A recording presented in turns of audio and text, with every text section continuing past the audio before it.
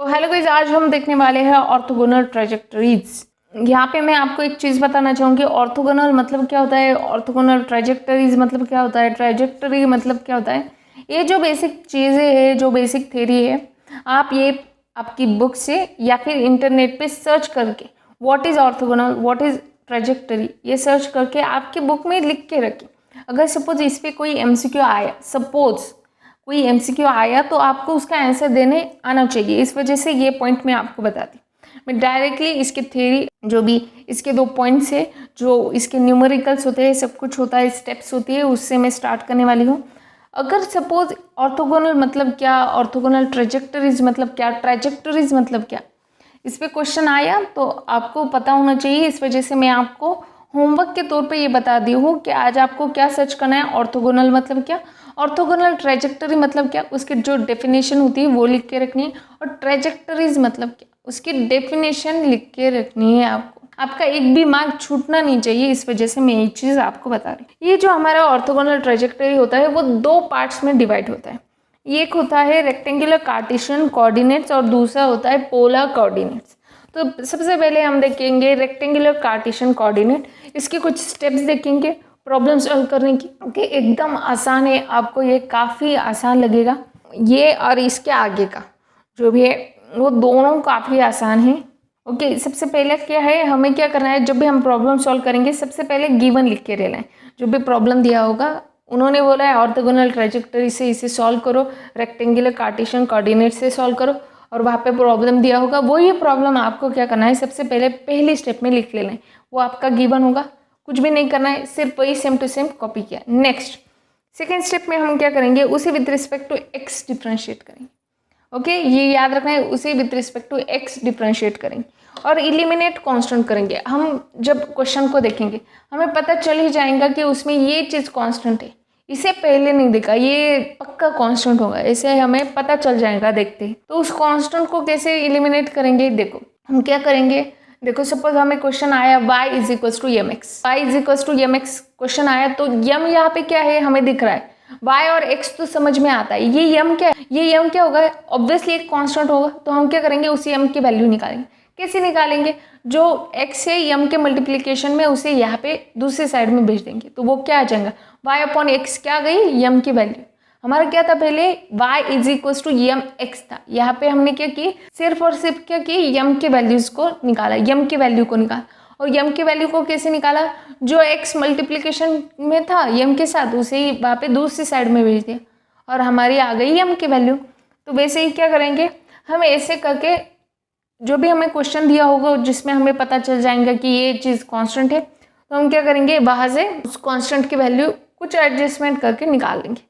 Simple था, जैसे कि मैंने y is equals to M X का बताया। ओके, वैसे ही जैसे हमने उसमें यम की वैल्यू फाइंड आउट की, वैसे हमें अलग अलग क्वेश्चन में कोई भी c a करके, कोई भी b करके, कोई भी कांस्टेंट दिया जा सकता है, तो उस कांस्टेंट की हमें क्या करनी पड़ेंगी, वैल्यूज को निकालना पड़ेगा।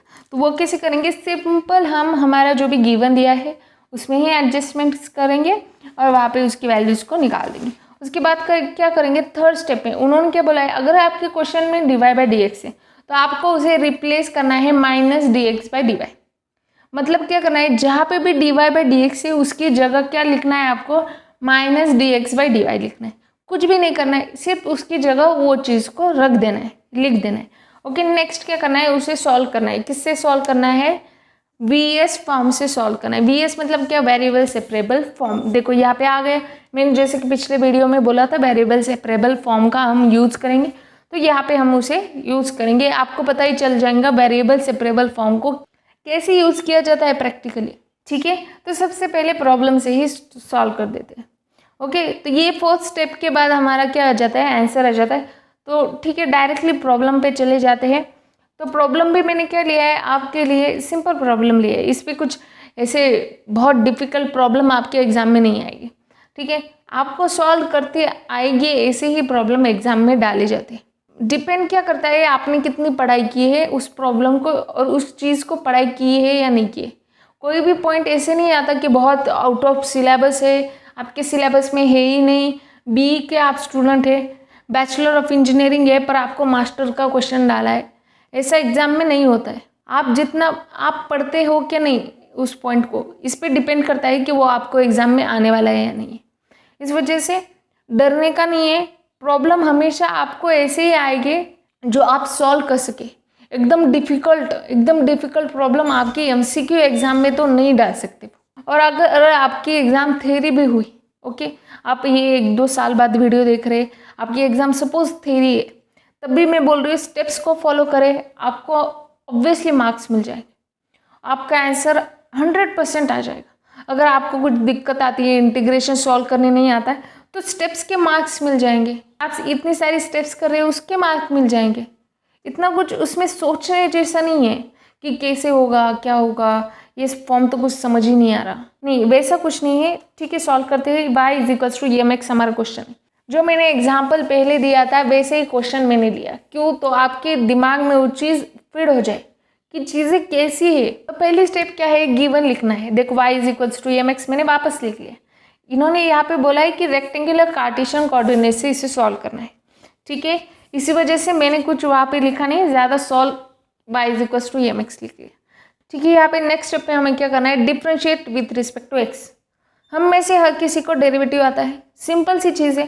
डेरिवेटिव क्या आएगा, y का क्या आएगा with respect to x, dy/dx = m क्या है, कांस्टेंट है, उसे साइड में लिख लेंगे, और x का डेरिवेटिव क्या आ जाएगा, 1 आ जाएगा।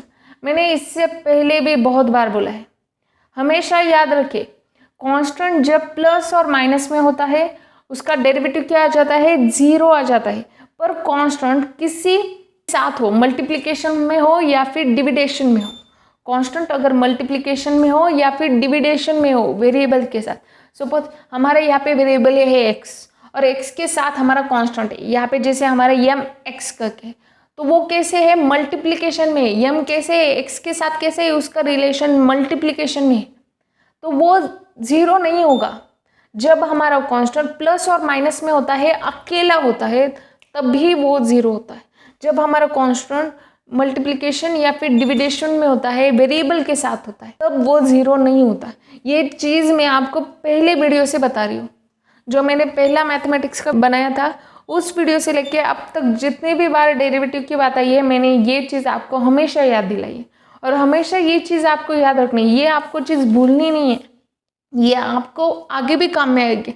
आपके आगे जाके जो भी मैथमेटिकल सब्जेक्ट आएंगे वो आपकी फील्ड से रिलेटेड होंगे, पर उसमें अगर डेरिवेटिव रहा तब भी आपको ये चीज़ लगने वाली है। हमेशा ये चीज़ याद रखें। तो इसे क्या करेंगे, इक्वेशन 1 कर देंगे, ये आपका डेरिवेटिव आ गया। उसके बाद हम क्या करेंगे, जैसे कि मैंने क्या कहा था, इलिमिनेट कांस्टेंट। सेकंड स्टेप में और एक चीज़ है, differentiate with respect to x and eliminate constant. यहाँ पे कांस्टेंट क्या है, यम है, यम को हटाना है हमें। यम को कैसे हटाएंगे, लिख लेंगे, गिवन क्या है हमारा, y = mx है। तो हम क्या करेंगे, यहाँ पे यम की वैल्यूज को कैसे निकालेंगे, यम की वैल्यू निकालनी पड़ेंगी, कांस्टेंट की वैल्यू। तो वो कैसे निकालेंगे, जो मल्टीप्लिकेशन का x है उसे डिवाइड कर दिया, तो वो क्या गया, यम = y/x आ गया, जैसे कि मैंने ये पहले भी बताया था। तो हम क्या करेंगे, यम की जो भी वैल्यू है उसे क्या कर देंगे, इक्वेशन 1 जो भी हमारा डेरिवेटिव हमने सॉल्व किया था उसमें डाल देंगे। तो यहाँ पे क्या था, dy/dx = m आ रहा था, राइट। तो dy/dx = m की वैल्यू क्या है, y/x, ये आ गई है, और इसे हम क्या कहेंगे, इक्वेशन 2 कहेंगे। नेक्स्ट हमें थर्ड स्टेप में क्या बोला गया था, रिप्लेस करना है। यहाँ पे रिप्लेस किसे करना है, dy/dx की जगह क्या डालना है हमें, -dx/dy डालना है। तो ठीक है, dy/dx की जगह मैंने क्या डाला, -dx/dy जो y/x आ रहा था वैसे ही आएगा। ये किस में डालना था, इक्वेशन 2, जो भी लास्ट में बचा था हमारा, लास्ट स्टेप करने के बाद वही उसमें ही डालना था। ठीक है, वो उसमें मैंने क्या कर दिया, डाल दिया। उसके बाद हम क्या करेंगे, इसे सॉल्व करेंगे, इसका इंटीग्रेशन को सॉल्व करना पड़ेगा। और यहाँ पे बोला है आप वेरिएबल सेपरेबल फॉर्म को यूज़ करें, तो वेरिएबल सेपरेबल फॉर्म को हम यूज़ करेंगे। जो भी हमारा फाइनल आ रहा था उसे मैंने वैसे ही लिख लिया, -dx/dy = y/x। इसे क्या करेंगे, by using VS form. Okay, तो हम क्या करते हैं, x की सारी चीज़ें एक साइड में लिखते हैं, y की सारी चीज़ें एक साइड में लिखते हैं। ठीक है, मैंने ऐसे ही किया है, x की चीज़ों को एक साथ में लिखा है, y की चीज़ों को एक साथ में लिखा है। जो भी डिवाइड का x था उसे मल्टीप्लाई कर दिया, जो भी डिवाइड का dy था उसे यहाँ पे ये कर दिया। एक साइड में x आ गया, एक साइड में y आ गई। उसके बाद हम क्या करेंगे, इसे इंटीग्रेट करेंगे। ठीक है, इंटीग्रेट कर दिया तो देखो यहाँ पे क्या आता है, एक कांस्टेंट आता है जब हम इंटीग्रेट करते हैं, तो वो b कांस्टेंट मैंने क्या कर दिया, वहाँ पे लिख लिया है। b प्लस x का डेरिवेटिव क्या आता है, x²/2 आता है, और वो जो माइनस साइन थी वो वैसे ही रहेगी। इज इक्वल्स टू क्या गया, y²/2 आ गया।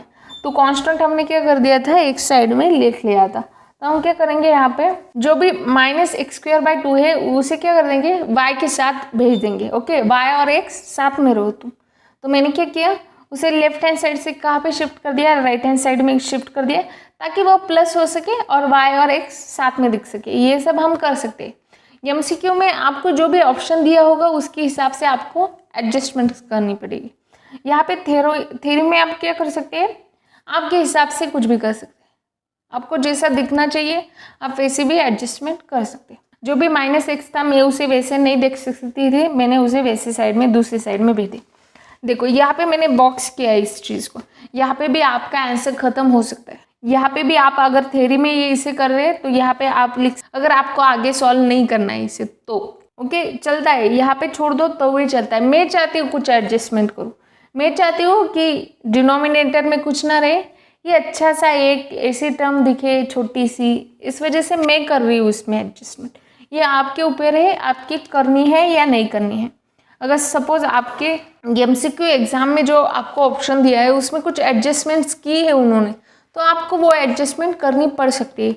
इस वजह से मैंने आगे की एडजस्टमेंट्स भी दिखाई है। क्यों, तो आपको एमसीक्यू में एडजस्टमेंट करके भी दिखा सकते हैं, राइट। आपको एडजस्टमेंट किया हुआ भी एमसीक्यू में ऑप्शन दिए जा सकते हैं, या फिर बिना एडजस्टमेंट के वैसे ही ऑप्शन दिए जा सकते हैं।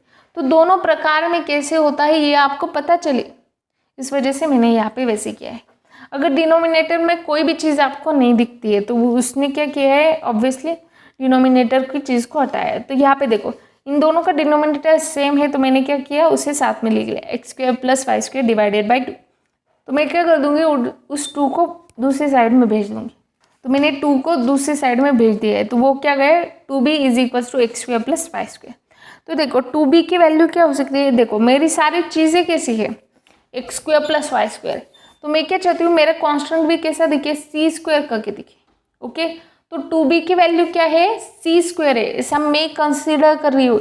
यहाँ पे मैथमेटिक्स में बहुत सारी चीज़ें अजम्पशन कंसिडरेशन पे चलती है। ये मेरा अजम्पशन है कि 2b = c² है। क्यों, तो मैं उसे एक जैसा ही देखना चाहती थी, x² + y² = c²। ओके, तो इस वजह से मैंने क्या किया, वहाँ पे आप c भी लिख सकते थे, पर मैंने क्या किया, c² कर दिया उसे। क्यों, तो सब कुछ स्क्वायर में था, वो कांस्टेंट है, उसकी वैल्यू हमें पता ही नहीं है, तो उसके साथ मैंने थोड़ा बहुत खिलवाड़ कर दिया। ओके, इसी चीज़ें आप कर सकते हैं, पर आपको कहाँ तक करनी है कहाँ तक नहीं करनी ये आपको पता होनी चाहिए। अभी थ्योरी के एग्जाम में आप कैसे भी एडजस्टमेंट करके उसे छोड़ देंगे तो एग्जामिनर को पता चल जाएगा ये एडजस्टमेंट है, आपको मार्क्स मिल जाएंगे। अगर आपके एमसीक्यू के एग्जाम में आपको जो ऑप्शन दिए हैं, जैसा दिया है उसके हिसाब से आपको एडजस्टमेंट करनी पड़ेगी। अगर आपको ऑप्शन दिख रहे हैं 4, उसमें कोई भी डिवाइड में टर्म नहीं है, तो आपको एडजस्टमेंट वहाँ पे करनी पड़ेगी, ये आपको पता चल जाएगा देखते ही। तो ठीक है, अगर आपको ऐसा दिख रहा है कि वहाँ पे कोई एडजस्टमेंट नहीं की है, आपका जो आंसर आ रहा है वही है, तो आप उसमें से टिक कर देंगे। ओके, तो ये सब ऐसी चीज़ें होती है। ये हमारा फाइनल आंसर आ गया है। देखो ऊपर जो बिना एडजस्टमेंट का था वो भी मैंने और करके लिख लिया है, एडजस्टमेंट करके है वो भी मैंने लिख लिया है। ठीक है, तो ये इतना सिंपल था। इसकी सिर्फ स्टेप को फॉलो करना है, गिवन को लिखना है, उसके बाद क्या करना है, differentiate with respect to X, eliminate constant. Constant को कैसे इलिमिनेट करना है, गिवन से ही उस कांस्टेंट की वैल्यू निकालनी है, यहाँ से वहाँ से यहाँ भेज के। ओके, उसके बाद क्या करना है, थर्ड स्टेप में हमें क्या करना है, रिप्लेस करना है। dy/dx की जगह क्या लिखना है, -dx/dy लिखना है। फोर्थ स्टेप में हमें क्या करना है, इंटीग्रेशन को सॉल्व करना है। उसके कौन सी मेथड हमें यहाँ पे सबसे ईजी पड़ सकती है, ईजीएस्ट वे में सॉल्व हो सकता है, तो वो है VS फॉर्म, मतलब वेरिएबल सेपरेबल फॉर्म। तो वेरिएबल सेपरेबल फॉर्म से ये क्या हो सकता है, आसानी से सॉल्व हो सकता है, इस वजह से मैंने किया है। और एडजस्टमेंट कैसे होता है वो तो मैंने सब कुछ प्रॉब्लम के वक्त अभी ही बता दिया है। ओके, ये सारी चीज़ें, ये सारी स्टेप्स आपको याद रखने, स्टेप्स ही यहाँ पे की है। इस वजह से मैंने आपको स्टार्टिंग में भी बोला है, आपकी शॉर्ट नोट्स में सारे के सारे स्टेप्स लिखा करें। मैं आपको हर प्रॉब्लम के लिए, हर चीज़ के लिए मैं आपको स्टेप बताती हूँ, हर मेथड के लिए, हर नए पॉइंट के लिए मैं आपको स्टेप्स लिख के देखती हूँ।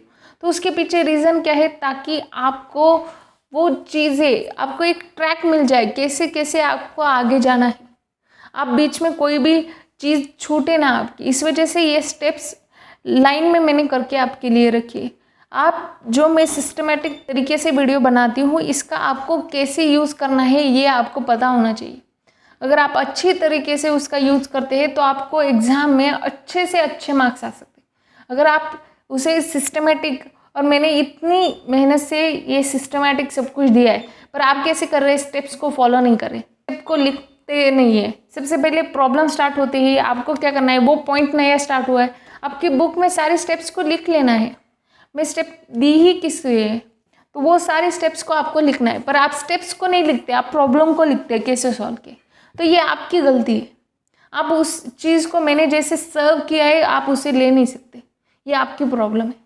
तो इस वजह से जिस तरीके से आपको सर्व किया है उसी तरीके से आप उस चीज़ को ले, ताकि आप उस चीज़ का ज़्यादा से ज़्यादा बेनिफिट उठा सके। आपको यहाँ पे क्या करना है, मैं होमवर्क के लिए 2 क्वेश्चन देने वाली, तो ये दोनों क्वेश्चन को आपको होमवर्क के लिए सॉल्व करना है। अगर मुझे टाइम मिला तो मैं इसके आंसर हमारे जो टेलीग्राम चैनल है उस पर डाल दूंगी।